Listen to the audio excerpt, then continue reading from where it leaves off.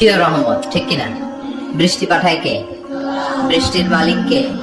বিশ্বনবী আকাশে মেঘ দেখলে বলতেন আল্লাহুম্মা সাইয়্যিবান নাফিআন, হে আল্লাহ তুমি ভালো বৃষ্টি দাও। কারণ এই বৃষ্টি দিয়েও আল্লাহ অনেক জাতিকে ধ্বংস করেছে। বৃষ্টি দিয়ে মানে অতি বৃষ্টি দিয়ে আল্লাহ বন্যা দিয়ে গোটা দুনিয়াটাকে ভাসিয়ে দিতে পারে কি পারে না? এজন্য মেঘ দেখলে এত আনন্দিত হয়ে না, বৃষ্টি দেখলে অনেকে গান বাজায়, আছে না নাই? এই বৃষ্টি ভেজা রাতে তুমি চলে যেও না, না, আপনি আল্লাহর কাছে দোয়া করবেন আল্লাহুম্মা সাইয়্যিবান নাফিআন, আল্লাহ তুমি বরকতের বৃষ্টি দাও।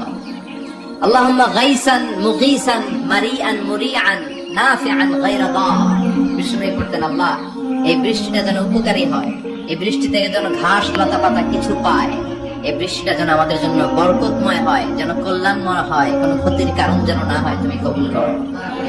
আবার বেশি বৃষ্টি হলে বিষ্ণুনবী দোয়া করতেন আল্লাহুম্মা হাওয়ালাইনা ওয়ালা আলাইনা, আল্লাহ আমাদের এলাকায় আর বৃষ্টি দিও না, আমাদের চারিপাশে দাও। এই দোয়াগুলো করার দরকার আছে না নাই?